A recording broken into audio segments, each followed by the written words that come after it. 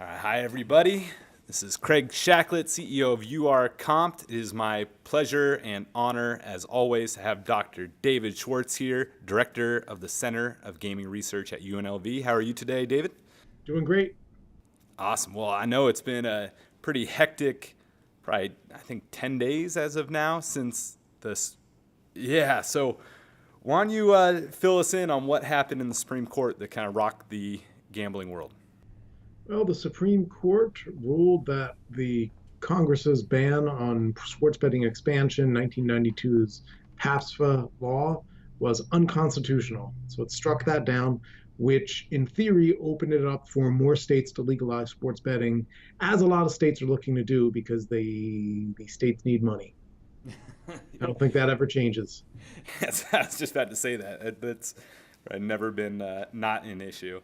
Now, so fill us in. What is the history of kind of sports betting in the U.S.?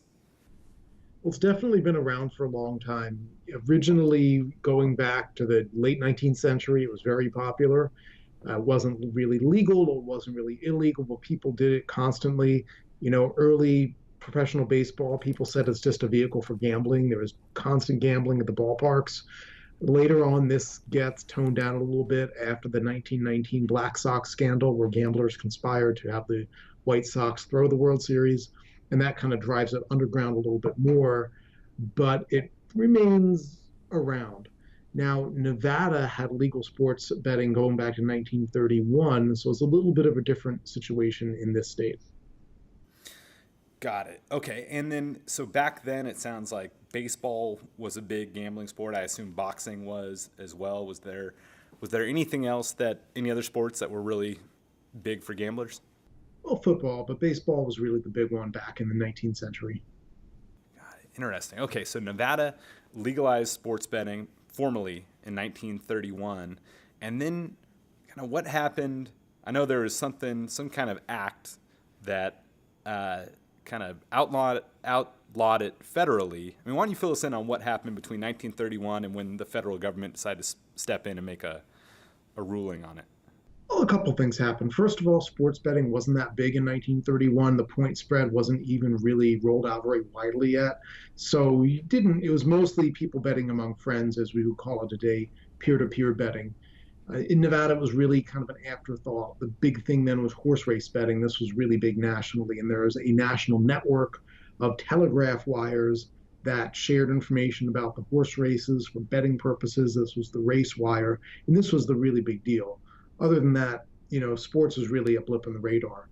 What happens is in the 50s and 60s, especially, tastes start to change. People are betting less on horses and more on sports, especially as you see sports get televised. People can watch them. People know what's happening. Monday Night Football, of course, at the end of the 60s is a huge boon to sports betting because people who lost money in the Sunday games now can try to get it back on Mondays. That's what happened with the demand side.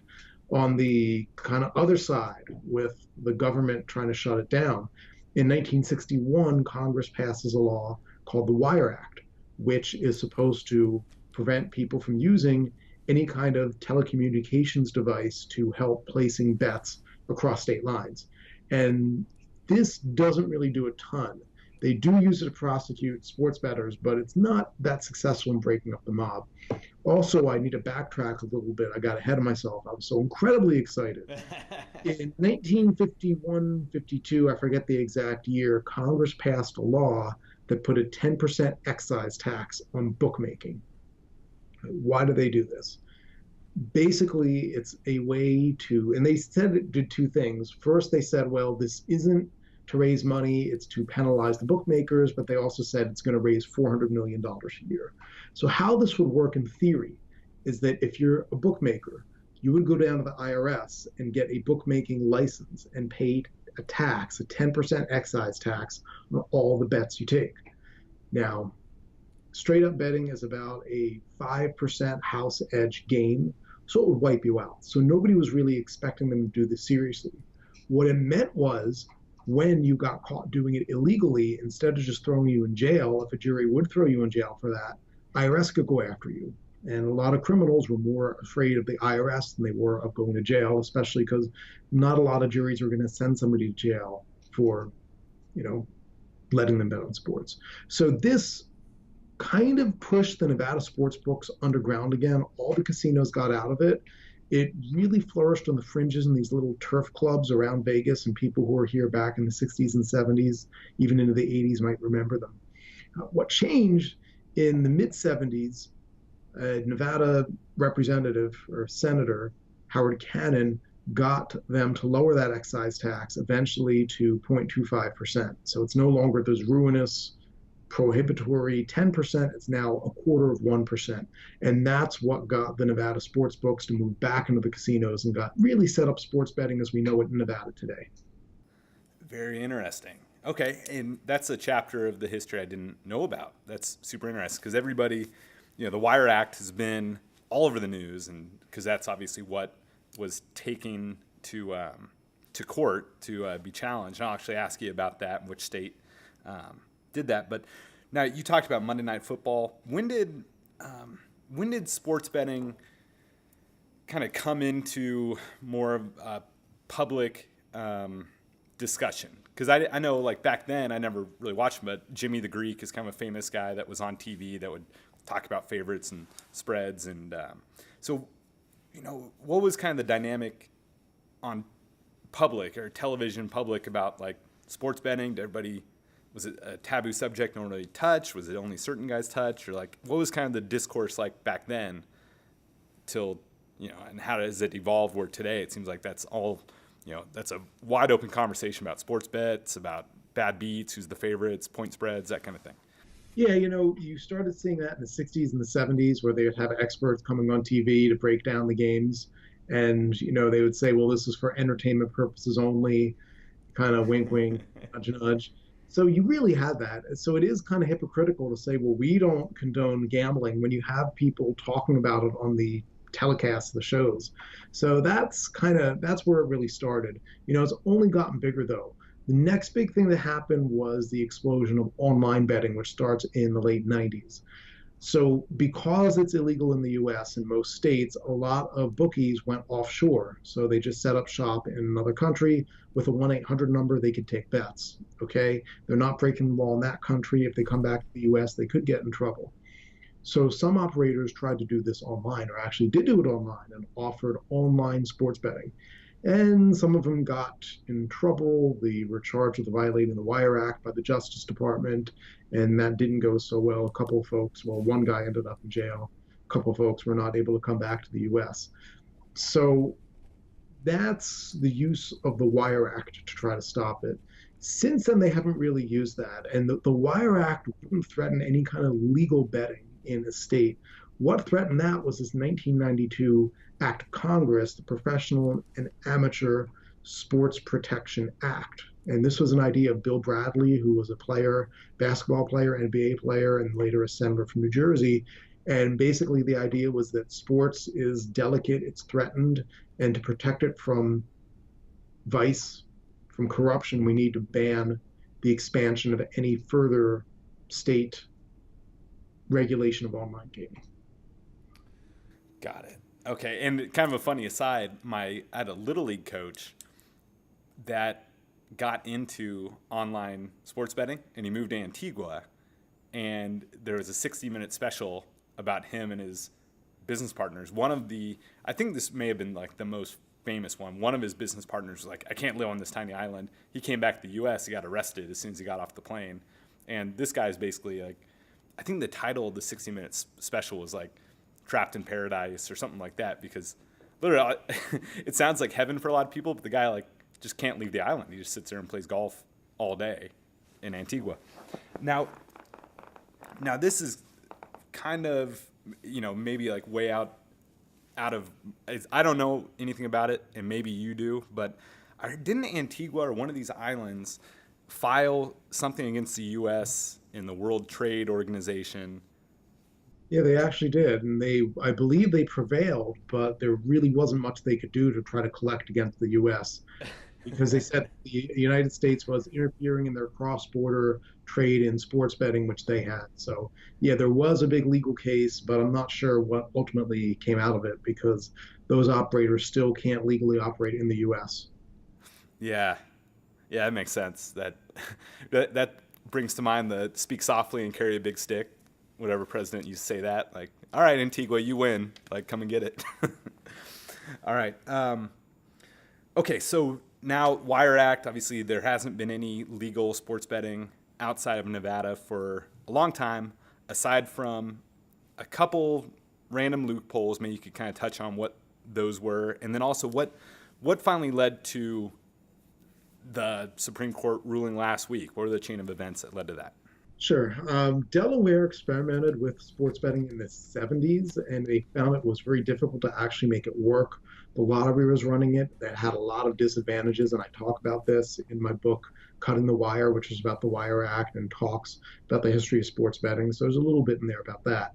But basically other states, and there's a couple other states, I think Oregon and Montana allowed sports pools where you could bet peer to peer, but you couldn't take a rake out of it. So a bar could kind of organize a competition just for fun, but they wouldn't, make any money off it. So that's not really big. Nevada was the only place under PAPSPA, and as the courts have interpreted PAPSPA, Nevada was the only place that could offer straight up betting on one game or on one event. New Jersey didn't like that. They wanted to expand into other kinds of gambling. And that was where the lawsuit came from, and that's what eventually led to the law being overturned.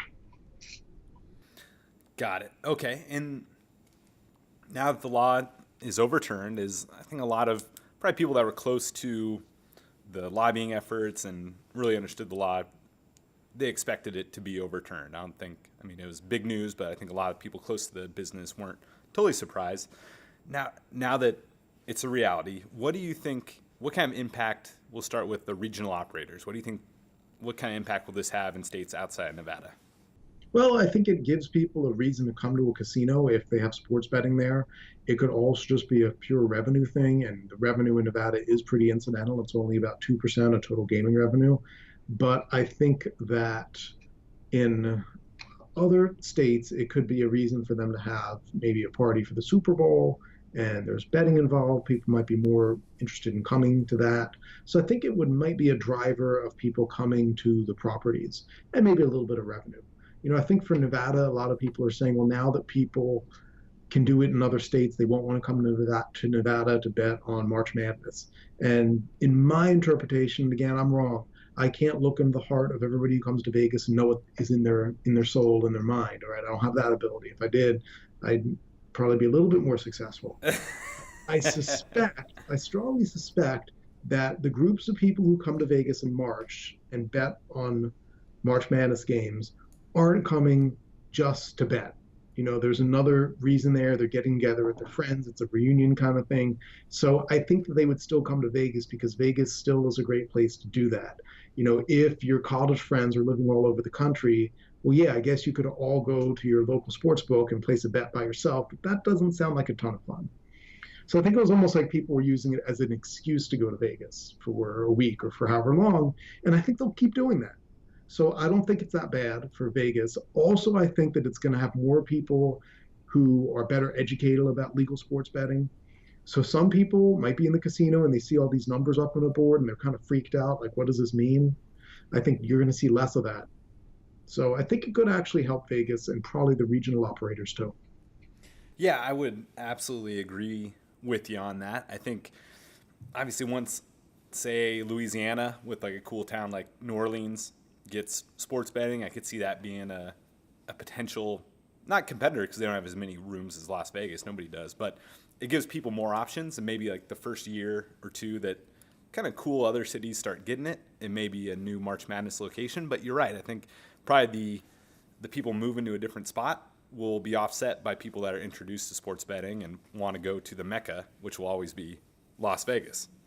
Yeah, because you don't have that same critical mass. You don't have the same number of other things to do, which I think is big. So I think overall it's, not a loss for Las Vegas or for Nevada. Now, You touched on Bill Bradley and saying that sports gambling would kind of potentially ruin the sanctity of sports. The Black Sox scandal from 1931 is famous, especially if anybody's ever seen Field of Dreams, great movie. So what is the logic behind that for people that don't understand? Like, how could legal sports betting in general, impact the sanctity of a game? Well, so right now, people are supposedly playing just for the thrill of competition. And we know this isn't always true. If you have a team who's maybe, I don't know, like 5-8 or, 4 and whatever, like 3-10 going into the last 3 games of the season, they're not going to really try to win those games. They're going to try to want to get a better spot for the draft. So, how's that pure competition if they're not legitimately trying their best? And there's all kinds of gamesmanship like that going around. So, it's a little bit looking at it a very idealistic way, I think, when there's so much bigger concerns going on in the world of sports. I totally agree. And I guess the theory is, or I've heard the theory that amateur sports may be more susceptible to tampering because if some mafioso type comes up to a kid that's not being paid, again in theory, and offering him $10,000 to point shave, right, is a term. And maybe you can explain what that means exactly, but that's where that tampering could come in. And would you say is the theory, because you know the people arguing both sides a bit more, are they more worried about amateur sports? Are pro athletes getting paid so much at this point that they're not too concerned about gamblers being able to pay them to cheat? So yeah, I guess that's 2 questions. So one, maybe you could explain kind of what point shaving is and if there's any other types of gambling influence cheating. And I can't even remember what my other question was, but let's start there. Yeah. So point shaving basically is the guy doing the illegal betting stuff will come up to you and say, hey, your team doesn't have to lose. It's not going to affect that. I just need to miss a couple shots and make sure your team only wins by 6 points instead of 8 points. That's what point shaving is. And there's been several scandals in college basketball over the years, all of them where betting was illegal. There's never been a scandal where somebody running a licensed, regulated sports book went to a college player and tried to get them to throw a game or shave points. It just has never happened. So yes, this is a danger. Integrity is a danger, but it's more of a danger in an unregulated environment because the regulated people won't want to risk their license and their billions of dollars in investments because of one game. A college game, on top of that. So I don't think it's going to be, especially when it's 2% of their total revenue, anybody who did that would be totally insane or delusional to think that one game, a percentage of a percentage of a percentage. Got it. Okay. Well, I know you are in high demand since this law changed. You're always in high demand, but all right. Let me ask one more question. Online betting in sports betting online through an app is already legal in Nevada. Is that with the change of this Wire Act? Does that mean online sports betting can be legal everywhere? Or is that going to be decided by the states? How is that going to work? It's not the Wire Act. It's PAPSA that was struck down. But the important thing is that it would basically put it back to the states to decide whether to legalize it or not. So Nevada really likes it being legal here. Utah doesn't want illegal in Utah. And this is why all the online and mobile sports betting apps have a lot of geolocation stuff because you have to know, like whenever you get within, I think 50 feet of the Nevada border, it stops working because they don't want you to be able to do it. And they're just waiting for somebody working for Utah, the Utah, Department of Justice to walk over that border into Utah and place a bet. And then you've got a huge lawsuit against the state of Nevada and the operators and stuff. So they don't want to see that happen. So they're very incentivized to make that work. Got it. All right. Well, then 2 quick plugs. Cutting the Wire. Tell us about that book and where people can buy it. Yeah, I wrote it about 10 years ago, and it was just a history of the Wire Act. It was after World Sports Exchange. That trial, Jay Cohen, that was where he was tried under the Wire Act. I wondered, well, why are they using this 1961 law to prosecute somebody for sports betting online when that was not around in 1961. So it's a little bit of a history of the way that Americans have negotiated the crime and the not crime of sports betting and horse race betting. So it's a little bit of that, and a little bit of a history of internet gambling too, up to about 2005. So that is that book, and it's available on Amazon or pretty much anywhere you want to look for it, I guess. But I would look for it on Amazon first. Awesome.